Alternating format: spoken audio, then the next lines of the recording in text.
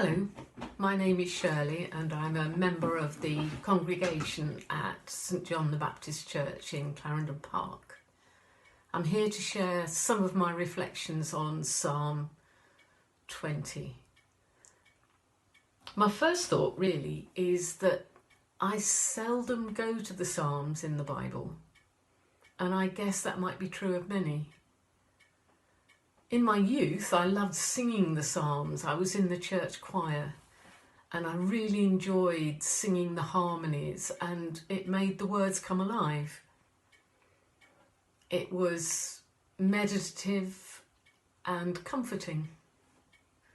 And actually, I now realise that that's how the Psalms were originally intended to be heard. They were songs. Singing the Psalms in church has rather gone out of fashion over the years, and it's a very long time since I've heard or sung plainsong, and it's a shame.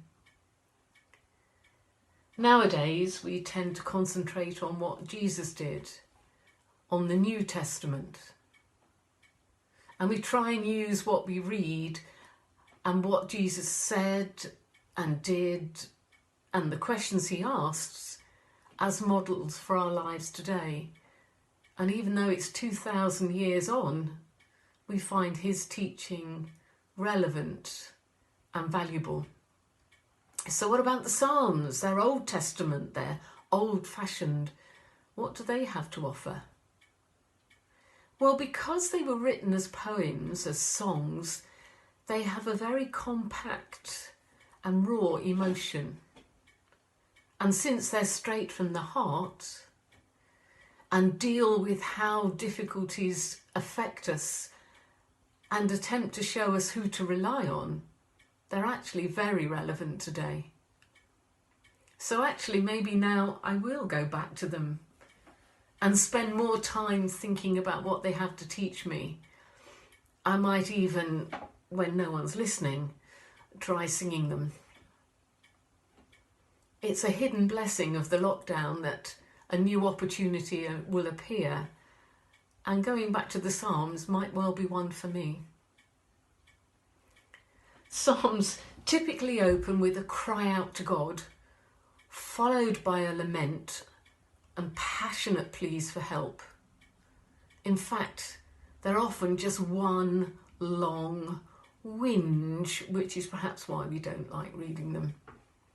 But despite the rant, Psalms usually end up with a confident statement that all will be well, and that if we leave things in God's hands, we can stop worrying. Psalm 20 doesn't quite follow that pattern. It starts as a prayer and then a confident statement that the Lord will intervene on behalf of King David. The psalm was actually written in a protracted time of war and is looking for and expecting military victory sorted out by God. But I think the words can be taken out of their militaristic context and be applied perfectly well now to this time of crisis. The first 5 verses can be read as a prayer to help us overcome our distress as we experience this COVID pandemic. It's been a very few months since the disease was discovered at all, but it seems much longer. It's what surrounds us, it's what we are listening to constantly. The weeks we experience in lockdown are beginning to seem like months, and it gets hard to remember what it was like to hug, to shake hands, to be in church. And I must admit, when I watch programmes on TV, I can be shocked when I see people coming together. Don't do that, you'll pass on the infection. It doesn't take long, does it, for new behaviours to seem normal, this new normal we've started to hear about. Now, of course, the COVID experience is different for all of us. And for some, it's a direct face-to-face meeting with death. Maybe your own death, or the death of patients, or residents, or loved ones. And that's a huge burden to carry, and one that is very hard to carry alone. We need God in that mix. For others, the concern is isolation and the difficulty of remaining positive and motivated. And that's where I am. I live alone, and I really miss those people who keep me happy, who make me feel loved, who make me feel appreciated. I miss meeting all the many people I come across in the varied activities that I'm privileged to be part of. I miss telling some very bad jokes and seeing the expression and the resultant groan on the listeners. I miss walking in the hills. I miss horse riding. I miss swimming and chatting to people in the shower. My goodness, though, I am a lucky woman to have all these things, all these people, most of the time. I do appreciate them in normal time, but it's actually accentuated in these more limited moments. On my own, I have only my thoughts to buoy me up, and I can get fed up and insular.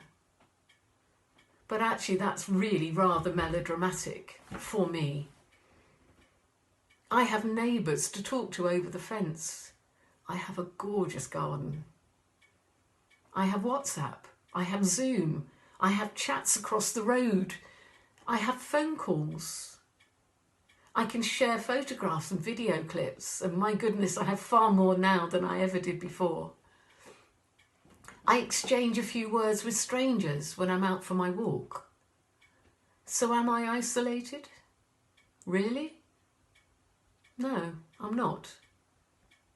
And anyway, I have the Holy Spirit walking with me and inside me. So am I isolated? No. So when I start out on my private whinge, something like the psalmists, maybe I should actually cut out the whinge bit and go straight to the confident assertions at the end, like verse 6. Now this I know, the Lord gives victory to his anointed. He answers him from his heavenly sanctuary with the victorious power of his right hand. So what are my reflections on this psalm? Well, yeah, it's about war. It's about wanting to win. It's about wanting to be powerful over the enemy. But actually for me, it says, no matter how tough things are, God is going to be with me. I'm not isolated unless I choose to be. I have my friends, family, acquaintances, and strangers as part of my life. I have God. Pretty good, really. So I pray that for you too, you'll discover the positives in this time of burden. That if you're on the front line, you know you are wondered at for your dedication and appreciated. We applaud you. I pray that if you are alone and feeling lonely, you come to find companionship. I pray that even though times are hard and our response is to whinge, just like the Psalms, our last utterances are affirmations of the uplifting presence of God.